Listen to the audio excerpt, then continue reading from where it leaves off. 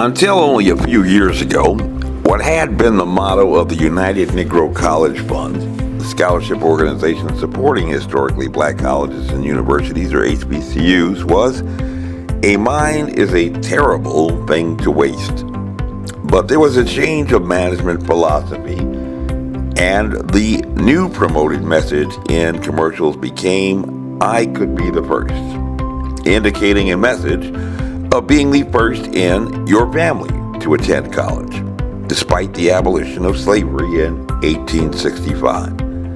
If you are planning to win a 100-yard dash for yourself, keeping your eye on the prize to be the first to arrive may be a good plan. But if you have to worry about the whole team, at least in the Army, we say that the formation can only move as fast as the slowest man.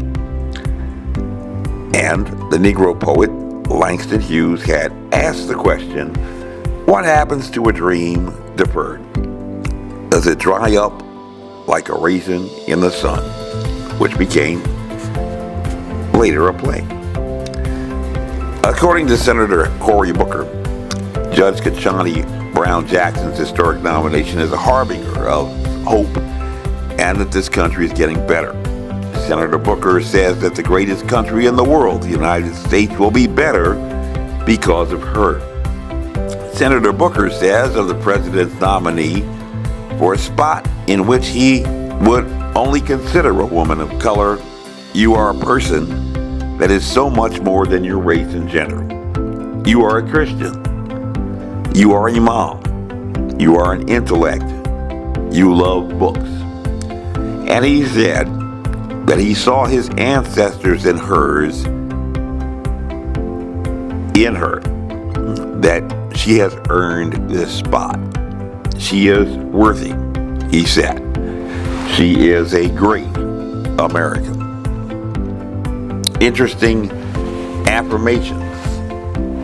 And you have to wonder why they were necessary even at that point. But when America looks at the newest members of the Supreme Court, do they also see themselves and their ancestors? And ask why that should be something that would be important at this point in American history. When Americans look at the recent nomination of the nation's highest court, would they determine empirically and objectively, like scientists, that America is getting better or progressively worse for all Americans, or even particularly for persons of color in America?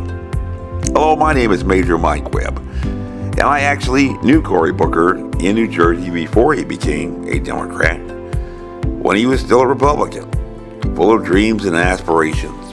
And unlike today, and the Supreme Court nominee that he now sees as his harbinger of hope, believe it or not, long ago Cory Booker was a very different person.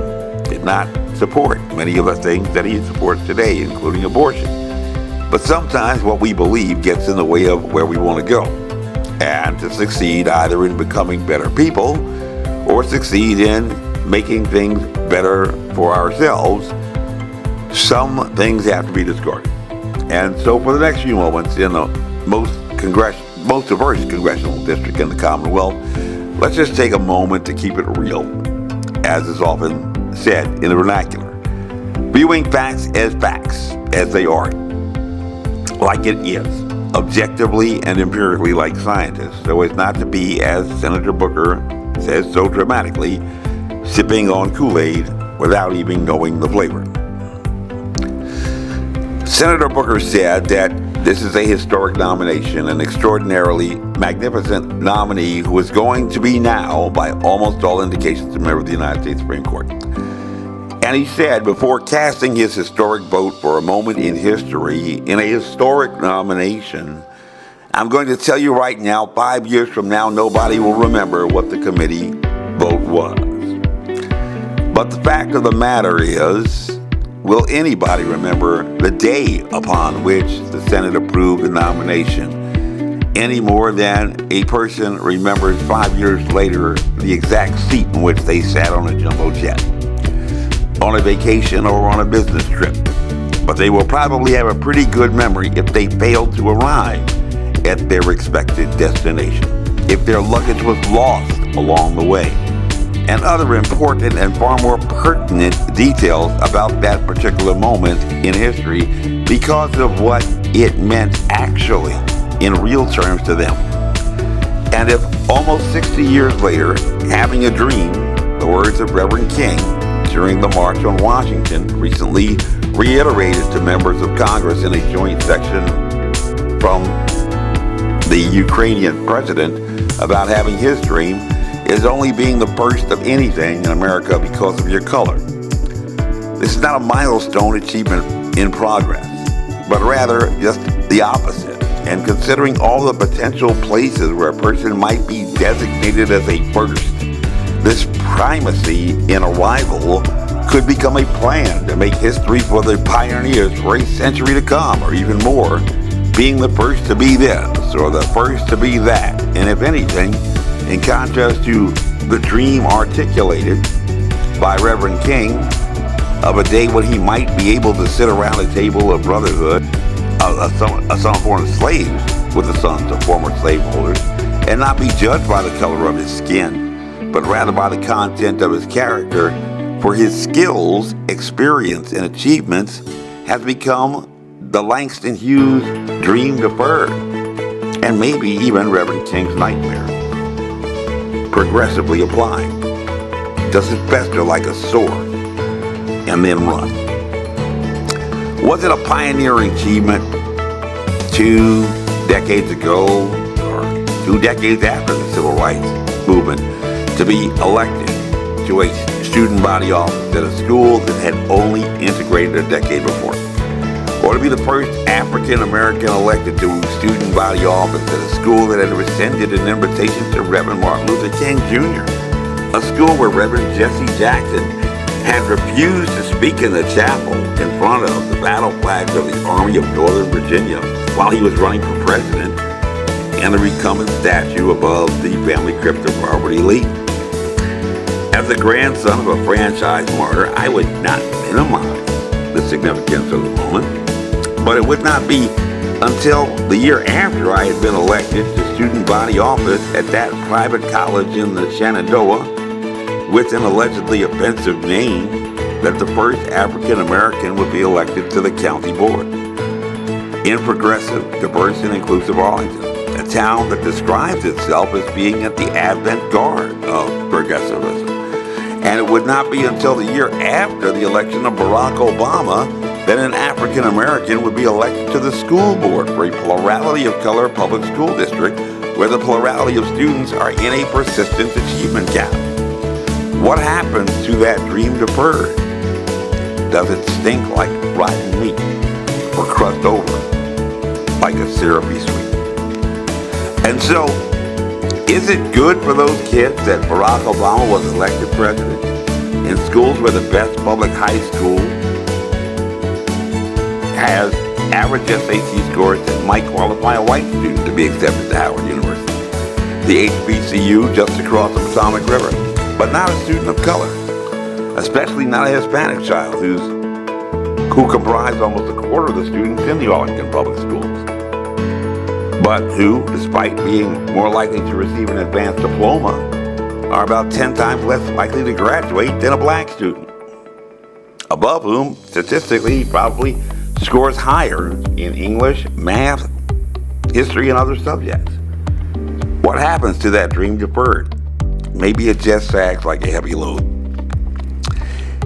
Is it good that a woman of color was appointed to the Supreme Court in a community where, during a pandemic, the community with the most government scientists could not figure out how to administer the PSAT test to enable any child of any color to compete for a National Merit Scholarship in a year in which their chances actually doubled to receive such an award, and assistance at achieving in a dream, while just across the river in far worse performing public schools, as many as 73 students were awarded a commended student recognition by the National Merit Scholarship Foundation, leading the nation, in fact, and a recognition that can be used to qualify for scholarship money at many schools across the nation.